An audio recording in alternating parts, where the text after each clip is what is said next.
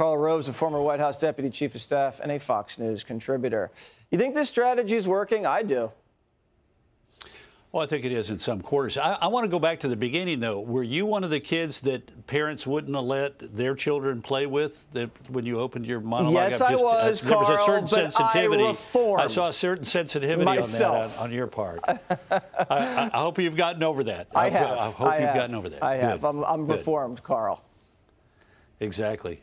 Boy, Biden, what world is he living in? It's getting much better. We only have 4,000 people a day coming across the border. That's that's great, terrific, wonderful, great. I mean, when is he finally going to make his way to Eagle Pass or Laredo or Del Rio or Pharr or McAllen or Brownsville and see what's happening to these communities by thousands of people coming across the border each and every day? And he says, "Oh, great, it's okay, we're fine, we're fine." What about this judge they just nominated that doesn't even understand constitutional law? How do they get away with that?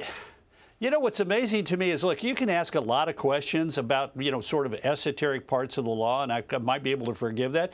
But was that woman reading the daily newspaper? Or her news feed didn't talk about the Supreme Court has just handed down a decision in Pork Producers versus Ross involving the Dormant Commerce Clause? I mean, she wasn't even reading the daily newspaper or her news feed. This is something that was on the front page of newspapers, or if not on the front page, at least if you thumbed a couple of pages in, you'd read about this important Supreme Court case. What about Bowman?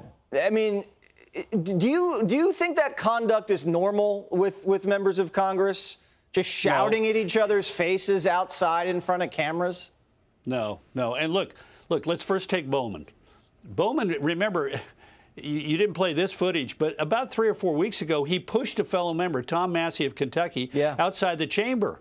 And in his explanation of how he was the victim when it came to Marjorie Taylor Greene, he said, now Massey, that was 3 or 4 weeks ago, as if 3 or 4 weeks somehow excused bad behavior on his part. No, bad behavior, and of course immediately goes back to it's racist to criticize me. And having said that, she's had a couple instances, too, where she's gone over the line. Maybe both of them, but particularly him, ought to sit down and reflect on their personal behavior and say, I need to treat other people like I want to be treated myself, and I'm not going to scream at them, and I'm not going to yell at them, and I'm not going to get in their face, and I'm going to give them their space to say what they want to say, and I'm not going to criticize their motives and ascribe to them, you're a bigot, is what he said. You're a white supremacist. I mean, Congress has got too much of this going on right now, and neither one of them, let's be clear about this. Marjorie Taylor Greene has had several instances where she's had similar interactions with her fellow colleagues where she got in their face and got in their grill and didn't need to.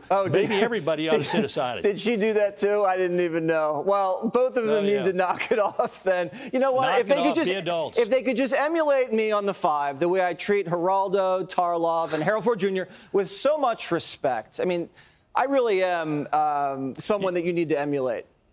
No, you're the guy that the parents told don't let your kid hang around. Listen, with him. I stopped knocking mailboxes off many, many years ago. I knocked my last one off in the 90s. That's what you say. Listen, if you don't have footage, it didn't happen, Rove. Have a good one. Hey, Sean Hannity here. Hey, click here to subscribe to Fox News YouTube page and catch our hottest interviews and most compelling analysis. You will not get it anywhere else.